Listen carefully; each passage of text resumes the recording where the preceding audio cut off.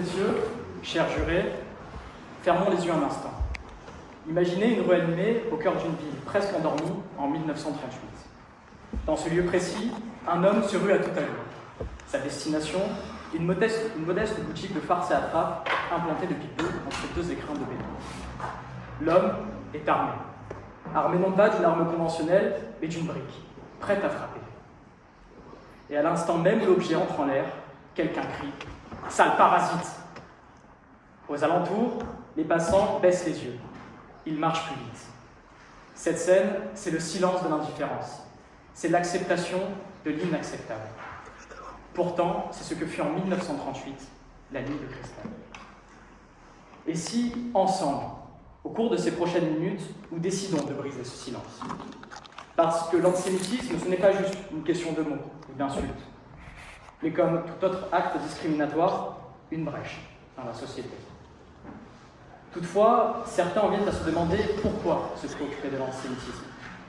Après tout, ne serait-ce pas que l'affaire des Juifs?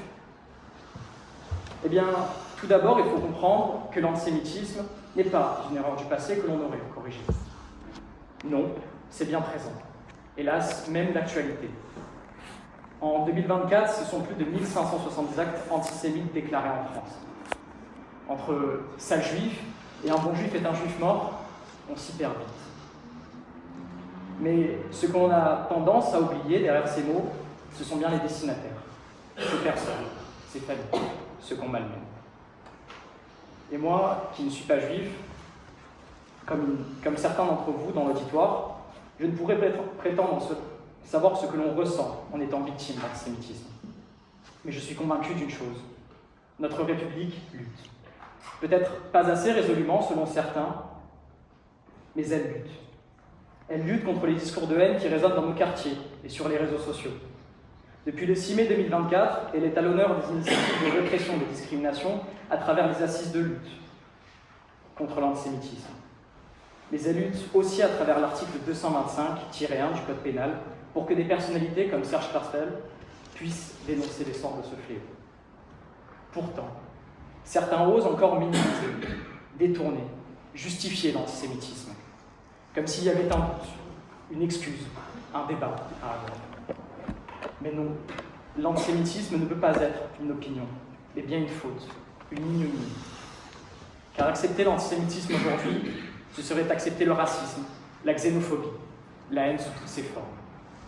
Mais comment est-il possible d'en arriver là, alors que l'histoire nous l'a pourtant appris? Les haines s'additionnent, elles ne se compensent pas. Et face à cette réalité, Robert Badinter, ancien ministre de la Justice, l'a dit sans détour. Pour être antisémite, il faut être un salaud, mais en plus un imbécile.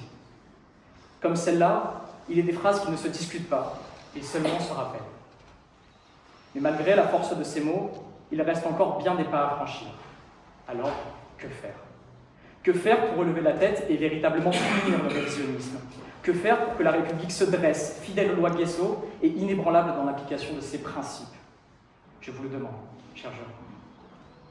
En tout cas, ce qui est sûr, c'est que la dernière des choses que je voudrais, ce serait me retrouver dans un monde où les discriminations et stéréotypes finiraient par noyer notre société. Un monde où l'on oublie bien trop vite et où l'on réitère les erreurs du passé. Parce qu'il ne faut pas l'oublier, perdre la mémoire, c'est aussi perdre son histoire. Désormais, il est plus que temps de faire un choix. Et cette décision, elle commence ici, dans cette salle, avec ces mots, avec cet engagement. Il est peut-être enfin nécessaire en 2025 de faire disparaître cette indifférence. Parce que l'antisémitisme n'est pas l'affaire des Juifs, il est l'affaire de tous. Et c'est pourquoi j'aimerais conclure en m'adressant à ma génération et à celles qui suivront. Il faut témoigner, mais aussi agir. Parce que l'indifférence n'est pas une option. Et l'histoire, elle, n'attend pas.